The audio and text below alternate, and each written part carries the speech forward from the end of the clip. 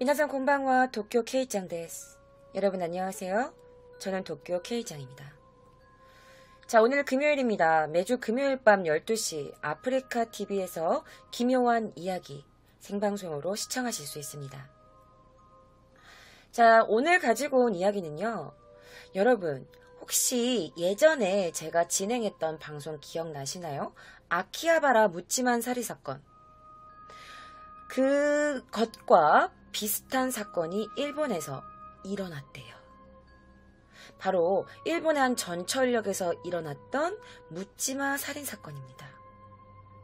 자, 그 사건 속으로 여러분들을 모실게요. 자, 기묘한 이야기 지금부터 시작합니다.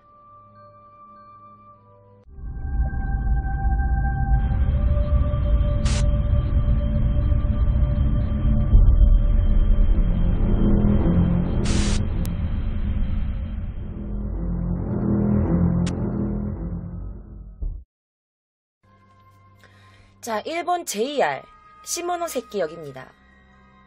자, 이 시모노세키역에 갑자기 어떤 자동차가 빵 하고 들어와요. 그러고 나서 연달아서 7명을 빠바바바바 치고 그냥 막 들어와요. 그러더니 차에서 문을 열고 내려서 보이는 사람 8명을 칼로 막 찌르고 다녀. 그렇게 해서 사망자가 5명이 나옵니다. 이 사건은요, 1999년 9월 29일 오후 4시 한 30분경에 일어났던 사건이에요. 결국 이 사건으로 5명이 목숨을 빼앗겼고 10명이나 되는 사람이 부상을 입습니다. 자, 이 사건의 주인공 궁금하시죠? 지금부터 이 사건의 주인공을 여러분들께 보여드릴 거예요. 자, 그의 이름은 우아베 야스아키입니다. 자, 그 우아베 야스아키는요, 시모노세키 북쪽에 위치한 토요우라초라는 곳에서 1964년 3월 29일에 태어납니다. 자, 그의 부모님은요, 두 분 다 모두 교사였어요.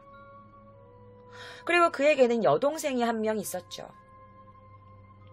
자, 우아베는요, 지역 고등학교를 나오고 한 번의 재수를 한 끝에 큐슈 대학에 들어가요. 공부를 굉장히 잘했대. 고등학교 때도 거의 탑 클래스 정도에 나오는 탑 클래스 정도로 굉장히 수재였다고 해요. 그래서 큐슈 대학도 여러분 일본에서 굉장히 공부 잘하는 사람들이 들어가는 대학이야. 자, 큐슈 대학 공학부 건축학과에 들어갑니다. 자, 여러분도 공부 잘했네. 좋은 대학 들어갔네. 맞아요. 그는 학생 신분에 충실했고 열심히 살도록 노력했어요. 그리고 그의 부모님이 약간 좀 엄격하기도 했대요. 그래서 우아베는 대학교에 들어가니까 그동안 계속 공부만 해왔잖아. 그래서 이렇게 생각했지. 나 대학교 들어왔으니까 겁나 놀아야지. 그런데 열심히 놀아야지라고 생각했던 그가 막상 대학교에 입학해 보니까 이상한 생각이 들기 시작하는 거야.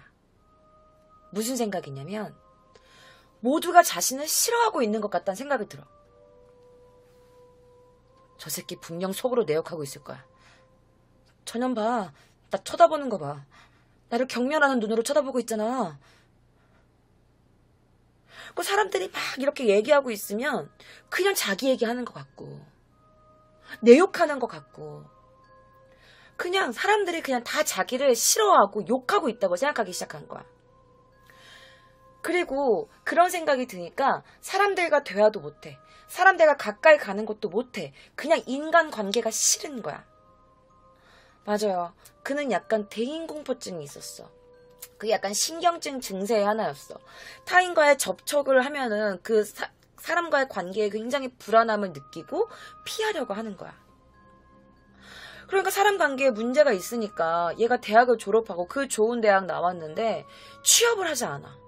왜냐면 취직하면 또 면접 봐야 되고 사람들 많은데 가야 되고 이런 게 싫은 거야. 그것 때문에 1987년도에는 부모님이 이제 아들이 너무 걱정이 되는 거야. 그래서 얘가 정신적으로 뭔가 문제가 있다라고 생각이 들어서 그를 한 정신병원에 입원을 시켜요.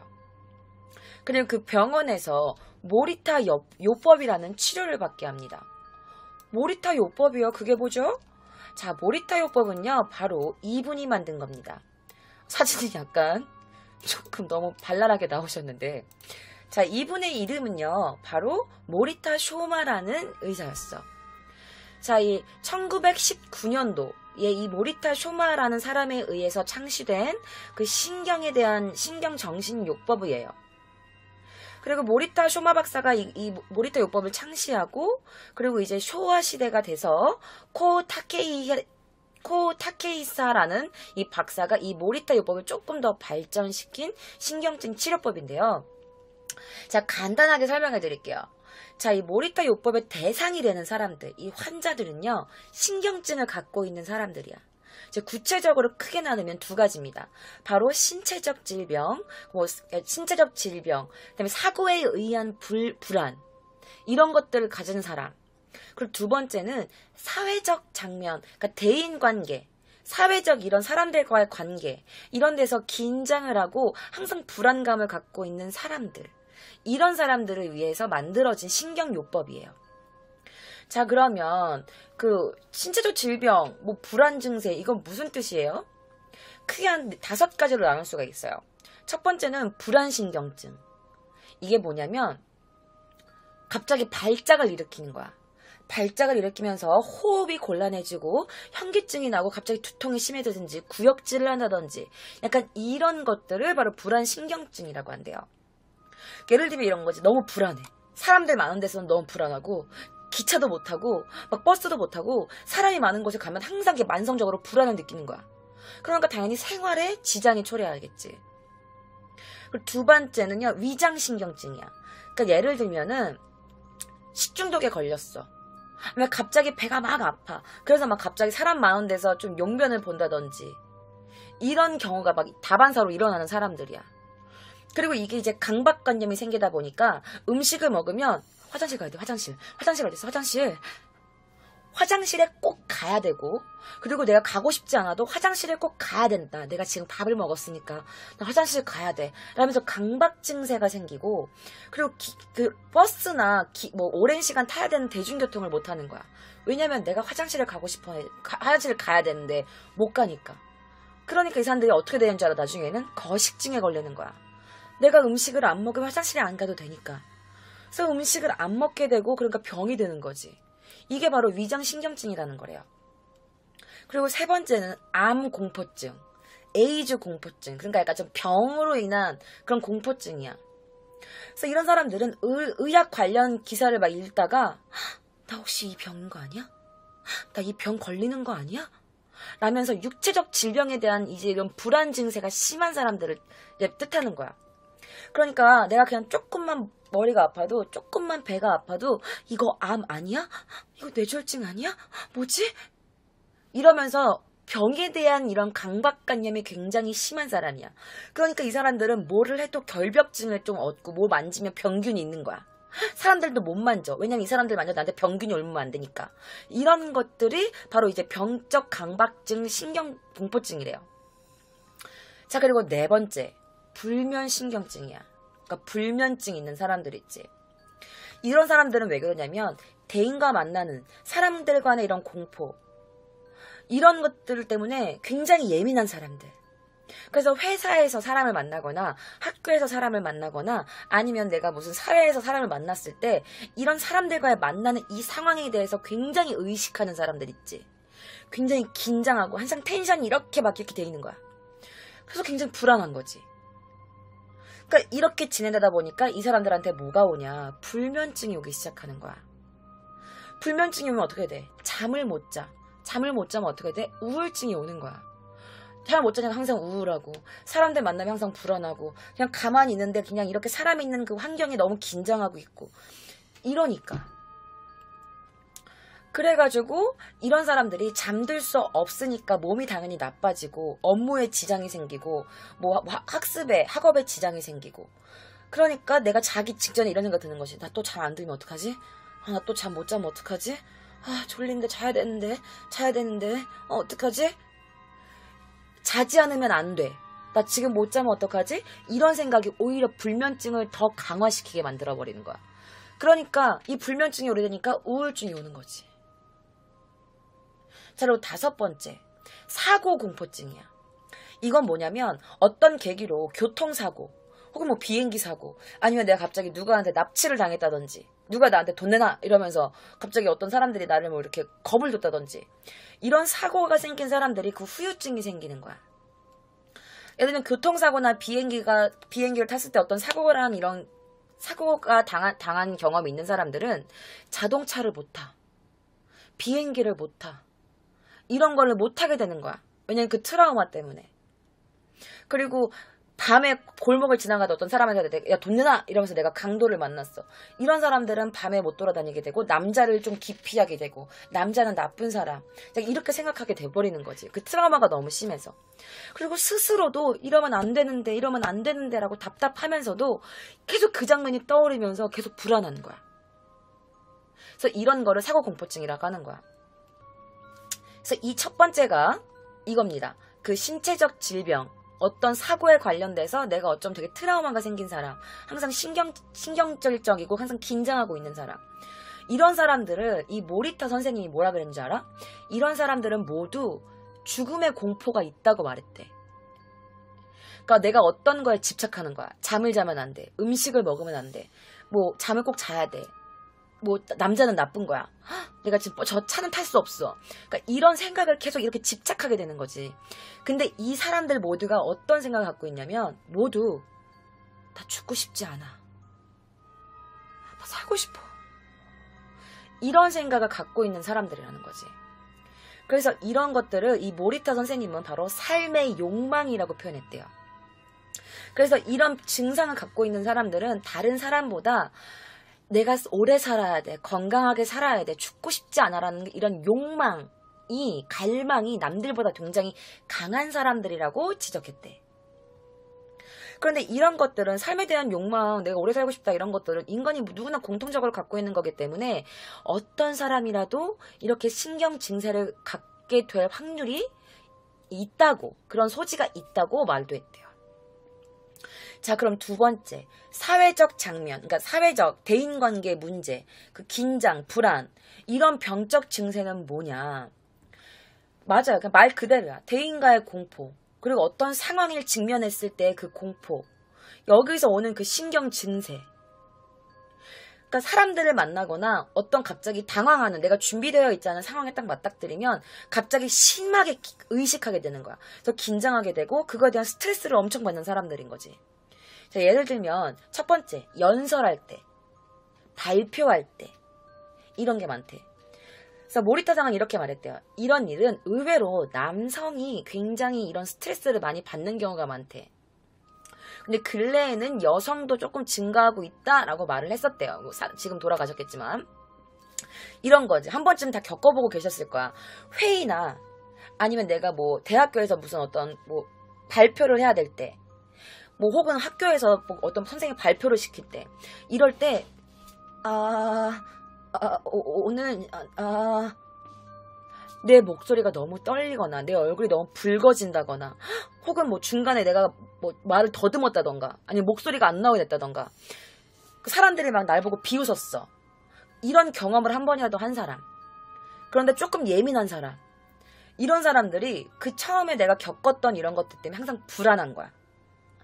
그래서 다음에도 나 시키면 어떡하지? 나 다음에 또 발표할 때 또 실패하면 어떡하지? 나 또 실수하면 어떡해? 어떡하지? 진짜 계속 이런 생각을 하는 거야. 그러면서 이런 생각도 하는 거지. 저 사람이 나 비웃으면 어떡하지? 저 사람 분명 내가 발표할 때 비웃을 거야. 그때도 웃었잖아. 지금 둘이 왜 웃고 있는 거야? 나보고 웃는 거야?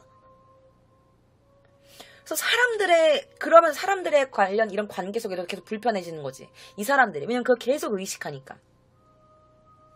그래서 만약에 똑같은 상황에 내가 또 뭔가 발표해야 된다. 내가 무슨 회의에서 무슨 PPT를 발표해야 된다. 이 상황에 오게 되면 이 발표 며칠 전부터 신경쇠약에 걸리는 거야. 불면증, 잠이 안 와. 어떻게 해야 되지? 긴장, 실수하면 어떡하지? 불안. 그래서 이 사람들은 이제 발표해야 된다는 그 날짜가 가까울수록 그냥 일반 친구랑 통화할 때도 목소리가 굉장히 떨리게 돼. 그리고 오죽하면 이 전화 통화 할 때도 이 사람이 나를 어떻게 생각할까 하면서 계속 불안함을 느낄 정도래. 그러니까 이런 일은 새로운 일, 익숙하지 않은 연설, 이런 것들을 계기로 발생하는 경우가 많다고 합니다. 그리고 두 번째, 서클 공포래요. 이 서클이 뭐냐면 어디에 소속되어 있는 그런 걸 뜻하는 거야. 특히 이런 거는 여성, 그리고 여성 중에서도 주부분들 사이에서 굉장히 증가하고 있대. 예를 들면 유치원이나 학교 PTA 뭐 이런 것들에서 동아리가 있잖아. 뭐 엄마 모임, 아니면 뭐 주부들 뭐 어머니회, 뭐 부녀회 이런 거 있지. 이런 때 안녕하세요, 전 누구 엄마예요 라든지 안녕하세요, 저는 302호 살아요 라든지 잘하려고 자기소개를 잘 하려고 했는데 이게 잘 안 된 거야. 그래서 그 수치심과 부끄러움이 너무 큰 거야. 그러니까 이것도 약간 첫 번째 말씀드린 거랑 비슷해. 그래서 똑같은 굴욕을 내가 또 당하면 어떡하지? 이 사람들이 날 어떻게 생각할까? 그래서 이렇게 돼가지고 그 동아리 모임, 그 서클 모임에 잘 나가지도 못하고 나간다고 하더라도 그냥 계속 아무 말도 안 하고 이야기도 못하고 그냥 계속 긴장하고 있는 거지. 세 번째, 회식 공포입니다. 이것도 젊은 여성에게 비교적 많이 나타나는 증상이래요. 회식은 뭐냐면 어떤 식사 자리에서 많이 일어나는 경우래요. 사람들이 많으니까 긴장하니까 잘 못 먹게 되는 거야. 그리고 내가 뭐 먹을 때 이 사람이 날 이상하게 생각하는 거 아닌가? 내 먹는 모습이 이상하면 어떡하지? 그럼 내가 이렇게 먹고 있을 때 이 사람이 나 좀 괴상하다고 생각하는 거 아니야? 라면서 자기 모습에 굉장히 너무 의식을 한 나머지 또 긴장하는 거지. 그리고 오히려 자기 애인 혹은 약혼자, 자기에게 소중한 사람, 자기가 좋아하는 사람, 이 사람들 앞에서 특히 증상이 심해진대. 그래서 자기가 좋아하는 사람 앞에서 함께 식사를 하는 것이 너무 괴로운 거야. 그래서 이 증상을 말을 하고 싶은데 이 사람이 또 날 이상하게 생각할까봐 또 말을 못하는 거지. 그래서 이런 경우는 혼자서 괴로워하는 경우가 굉장히 많대. 그래서 이런 사람들은 거식증으로 갈 확률도 높다고 합니다. 자, 네 번째. 이게 일본어로 쇼케이라는 거예요. 쇼케이라고 말해. 그러니까 한국말로 번역하면 서경이란 뜻인데 이게 무슨 뜻이냐면 글씨를 쓰라고 하면 벌벌벌 떨리는 거야. 경련이 일어나는 거야. 손이 막 아파오고. 일종의 이것도 신경증이야. 그러니까 이게 어떤 거냐면 사람들 앞에서 뭐 서류 작성하거나 사인하거나 이럴 때 굉장히 긴장하는 거야. 그래서 막 손을 벌벌벌 떨어. 그 사람 앞에서 내가 뭘 써야 될 때. 근데 그 사람이 날 쳐다보고 있어. 그러니까 이렇게 되는 거지. 그래서 이런 경험으로 시작된대. 그래서 이 손 떨리는 걸 이렇게 막으려고 하면 할수록 이게 더 심하게 떨리는 거야. 근데 이 증상이 심해지잖아? 그러면 혼자서 그냥 글씨를 쓸 때도 이 증상이 나온대. 손이 막 경련되는 거야. 그래서 어떤 사람들은 서류 작성이나 내가 어떤 서명을 해야 할 때 10년 동안 자기 부인, 아니면 자기 대리인을 시켜가지고 자기 사인이나 서명을 대신 하라고도 한대요. 어떤 사람은 10년 동안 그렇게 했었대. 그리고 이거는 간호사분들 혹시 제 방에 계시나요? 간호사나 의사분들이 이런 경험을 하신 분들이 많대. 뭐냐면 주사 공포증인 거야. 주사를 놓으려고 하면 손이 막 바늘이 내가 실수하면 어떡하지? 이 사람한테 또 이런 경험 간호사분들은 한 번쯤 있으실 거 아니에요. 의사분들도 처음에 마찬가지고. 그래서 이렇게 바늘을 떨리는 거야. 내가 이거 실수할까봐. 그래서 왜 이래? 라고 말려도 이게 못하는 거지. 그래서 의대생, 간호사, 레지던트 등 젊은 의사, 그러니까 경험이 별로 많이 없는 사람들한테 이 증상이 나타나기 쉽대. 그래서 이 증상 때문에 자신이 간호사를 그만둬야 되나 아니면 의사가 나한테 적성이 안 맞나 라면서 심각하게 고민하는 사람들도 의외로 많다고 해요. 그래서 이 신경증들은 이게 좀 만성화되잖아? 그러면 그 장면을 그냥 상상하는 것만으로도 굉장히 불안하고 긴장하는 거야. 내가 사랑하는 사람들 앞에서 밥 먹는 거, 내가 사람들 앞에서 발표하는 거, 내가 사람들 앞에서 자기 소개하는 거, 내가 사람들 앞에서 사인하는 거, 이런 걸 그냥 상상하는 것만으로도 이런 사람들은 굉장히 불안해지고 긴장하고 그리고 스트레스를 받는 거지. 그래서 이 모든 현상의 배후에는 이게 타카라라는 사람이 또 이렇게 말했대. 적응 불안. 그러니까 이게 인간이 사회적 동물이잖아. 사람들을 혼자 살 수가 없는 동물이잖아. 인간이라는 게. 그래서 인간은 자기도 모르게 자기만이 갖고 있는 약간 수치스러운 자기만이 결정해 놓은 그런 게 있대. 그 수치심의 공포가 누구나 다 있대. 그 적응 불안이 쉽게 말하면 내가 지금 이 상태에서 앞으로 잘 지낼 수 있을까? 내가 잘 해나갈 수 있을까? 내가 이 사회생활에 맞는 사람인가? 내가 여기 잘 순응해 나갈 수 있을까? 라는 걱정을 24시간 계속하는 사람이야. 그래서 내가 실패하면 어쩌나, 사람들이랑 사이좋게 지내지 않으면 어쩌나, 그 사람들 날 싫어하면 어쩌나, 막 이런 것들이 굉장히 심하고, 그리고 사람들에서 내가 조금이라도 실수를 하면 그게 굉장히 수치스럽고 치욕스러운 거야. 그러면서 이렇게 하지 않으면 안 돼 라는 자신의 룰말을 가져놓고 이 사람들이 집단 사회에 적응하는데 굉장히 그걸 집착하게 되는 거지. 근데 이렇게 집착하면 집착할수록 오히려 병세는 더 악화되는 거야. 그래서 결론적으로 이 모리타 요법의 요점은 정신 상호작용의 타파, 그리고 신경질적인 관점의 변화. 그래서 이런 거를 잘 해가지고 이렇게 병세를 조금씩 치료하는 거야. 그러니까 신경증세가 신경쇠약, 신경질, 불안장애, 그리고 뭐 이런 것들이 심해지면 우울증, 이런 것들 되게 심한, 이런 것들 때문에 이런 병세가 심해지는 거지. 그래서 이런 병세들을 모리타 요법으로 치료를 받고 있었어, 얘가. 얘도 약간 대인기피증에 강박관념이 약간 있고, 사람들이 싫고, 사람들이 내 욕하는 것 같고, 약간 좀 신경쇠약, 신경질제, 불안장애 이런 게 있던 애였던 거지. 그래서 모리타 요법을 얘가 치료를 받고 좋아졌을까? 자, 그는 그렇게 병원에 치료를 받았어. 그래서 그가 나이를 먹었겠지. 자, 취업을 하지 않고 있던 그는요, 모리타 요법 때문인지 모르겠지만 직장에 들어가요. 그리고 그냥 몇몇 직장을 이렇게 거친 다음에 후쿠오카 시내에 있는 한 설계 사무소에 들어갑니다. 다행히도 이 사무소에는요, 그 사무소 소장이랑 그리고 이 사람 우아베 둘만 있었대. 그러니까 이 우아베도 인간관계로 고민하는 일도 적었겠지. 그리고 자기가 갖고 있던 대인기피증이라든지 불안 증세, 이런 증상도 조금씩 좋아지고 있었대요. 그런데 그가 설계사무소에 일하면서 1급 건축사 자격증을 취득한 거야. 그러니까 머리가 좋은 애야, 얘가. 자, 그 건축사 자격증을 취득한 것을 계기로 얘가 1992년에 그 회사를 그만둡니다. 자, 그리고 아버지의 원조를 받아요. 아버지의 원조를 받아서 뭐를 했냐? 그러니까 아버지의 도움을 받은 거지. 그래서 자신의 설계사무소를 엽니다. 자신의 이름을 딴 야스아키 설계라는 설계사 회사를 만들어. 그리고 나서 1993년 10월 달에 결혼 상담소에서 만난 여성과 함께 결혼을 합니다. 그리고 후쿠오카 시내에서 그 아내와 함께 결혼 생활을 이어갔죠. 보모를 하고 있었던 아내, 그러니까 아내 직업이 보모였나봐. 보모 일을 하고 있었던 아내가 2급 건축사 자격증을 따서 이 남편 우아베를 적극적으로 지원합니다. 이렇게 보면 와, 모리타 요법이 좋긴 좋나봐요. 좀 괜찮으셨네요. 맞아요. 뭐 탄탄대로였어. 뭐 아버지의 도움을 좀 받긴 했지만 자기 회사도 차리고 결혼도 하고, 결혼한 아내가 또 자기 내조도 잘해주고 굉장히 좋아져. 그런데 1997년 우아베가 대인기피증이 약간 있었잖아. 인간관계에 약간 불안을 느끼고 약간 싫어했잖아.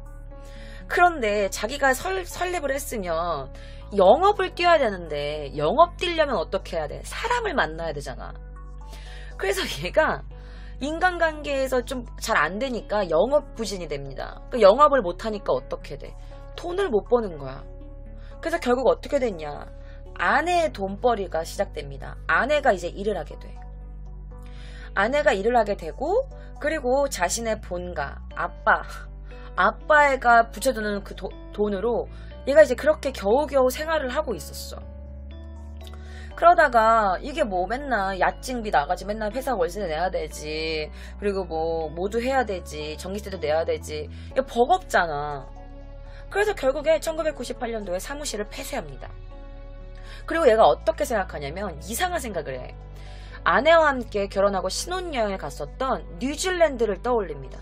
그러면서 아내에게 자기야, 우리 뉴질랜드 가서 살자 라면서 뉴질랜드로 이주를 생각하기 시작합니다. 그런데 아내가 뉴질랜드에 먼저 갔어요. 근데 왜 뉴질랜드에 같이 가지 왜 혼자 갔대요?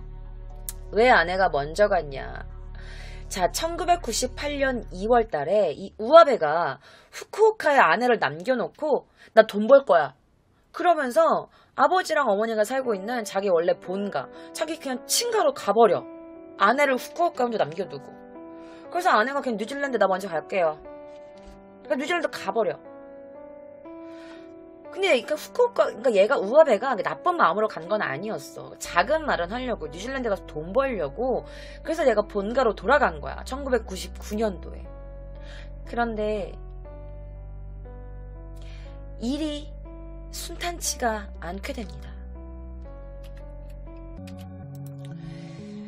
자, 그가 본가로 돌아오면서 시작한 일이 뭐였냐면 바로 소형 화물 운송업을 시작해요. 프랜차이즈에서. 자, 일본에 여러분 이런 거 알지? 왜 이렇게 뭐 택배처럼 큰 차 말고 이렇게 약간 자그만한데 내부에 약간 짐을 많이 넣을 수 있는 이런 차 혹시 보셨을 거예요. 그래서 얘가 프랜차이즈 소형 화물 운송업을 시작해. 그래서 얘가 개업을 하려고 진짜 열심히 살려고 이 차량도 구입합니다. 뭐 대출을 받았겠지. 그래서 이제 차량도 구입하고, 그래서 얘가 이렇게 열심히 일을 하는 거지. 그러니까 1998년 6월에 가정을 떠나서 뉴질랜드에 먼저 가 있던 이 아내를 계속 기다리면서 얘가 열심히 이렇게 일을 해. 자, 열심히 일을 하고 있는 그의 인생에 톱니바퀴가 조금씩 또 어긋나기 시작합니다. 1999년 6월에 아내가 뉴질랜드에서 귀국을 합니다. 남편은, 우아베는 아내가 돌아오니까 너무 좋아하는 거야. 그래서 고생했어, 잘 왔어. 그런데 뉴질랜드에서 돌아온 아내는 굉장히 차가워져요. 그러면서 우아베에게 이렇게 말합니다. 미안한데 나 당신과 더 이상 결혼 생활을 계속해 나갈 자신이 없다. 부탁인데 나랑 이혼해줘. 세상에, 뉴질랜드에서 누구를 만난 건지 뭔지는 모르겠는데 갑자기 뜬금없이 우아베에게 이혼하자고 이혼 청구를 합니다. 우아베는 자기야, 내가 더 열심히 할게. 나 요즘에 차 사가지고 화물 운송업도 하고 있어. 우리 돈 금방 모아서 뉴질랜드 같이 가서 살 수 있어. 그러니까 자기야, 나 좀만 기다려주면 안 될까? 계속 함께 뉴질랜드에 가서 살자라고 설득을 시도해요. 하지만 자신을 버리고 본가로 돌아간 남편에 대한 배신감이 커서일까요? 아내는 끝까지 그의 설득을 거절합니다. 그러면서 아내는 끝까지 우아베에게 미안, 나는 그냥 당신이랑 이혼하고 싶어. 그래서 결국 이혼을 해요. 자, 이렇게 아내와 헤어진 우아베는 슬픔에 젖어있기보다는 그래, 내가 그럼 너랑 갈 필요 없지 뭐. 나 혼자서라도 뉴질랜드에 갈 거야. 자, 혼자서라도 뉴질랜드에 가자라고 생각하면서 열심히 일을 합니다. 그런데 하늘도 무심하시지. 1999년 9월 24일에 일본에 태풍이 옵니다. 자, 태풍 18호로 자기가 이렇게 대출받아서 산 이 트럭이 침수돼요, 물에. 그래서 이 트럭이 고장나. 그리고는 이제 그가 사업할 때 여러 사람들한테 빌렸던 돈이라든지 대출금, 이런 것들이 이제 돈을 갚지 못하게 되면서 빚에 눌리게 됩니다. 막 빚에 억압돼. 근데 아내랑 이혼했지, 새 출발하려고 이제 새로 시작하려고 차를 샀는데 사는 침수돼가지고 고장났지. 자, 근데 또 사업, 돈 벌려고 일하는데 빚만 늘어갔지. 되는 일이 하나도 없는 거야. 그러니까 얘가 내가 뭐 이렇게 살려고 하는데 왜 이렇게 다 잘 안 되지? 라면서 뭐 일에 대한 의욕도 잃어버리고 삶에 대한 의욕도 잃어버려. 그래서 얘가 결국에 선택할 수 있는 게 뭐야? 아버지에게 손 벌리는 거야. 그래서 그때 아버지랑 같이 살고 있던 이 우아베가 아버지한테 이렇게 말합니다. 아버지, 돈 좀 빌려주세요.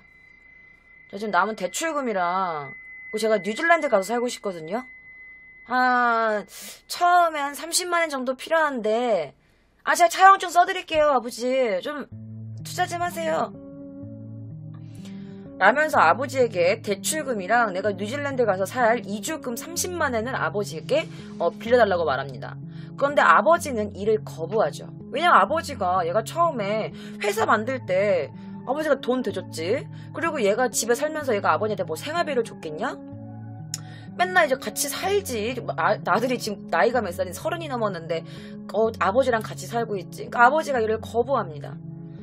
아들, 차는 이만 어쩔 수 없이 고장난 거니까 어쩔 수 없는 거고, 그래 집에 있는 차 써라. 집 차 계속 써서 일은 열심히 해. 그리고 그렇게 열심히 일하면서 네 힘으로 대출금 갚아. 응? 우리 아들 할 수 있어.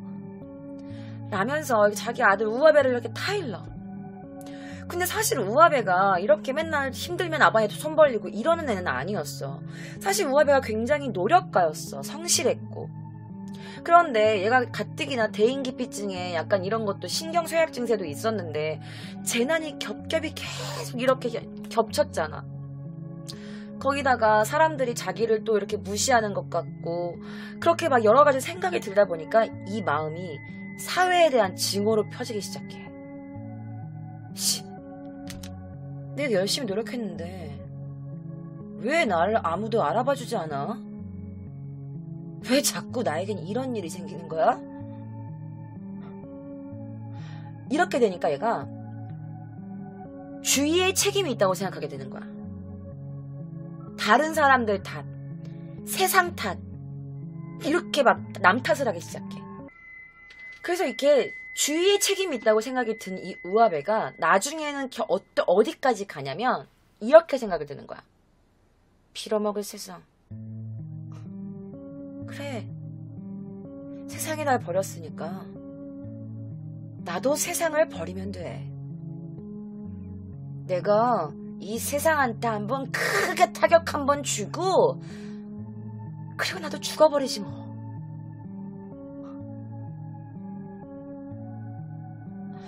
자, 이 우아베가 사회에다가 크게 타격 한번 주고 그냥 죽어버려야지 라는 생각으로 대량 살인 계획을 세웁니다. 이때부터 그의 광기가 시작되죠.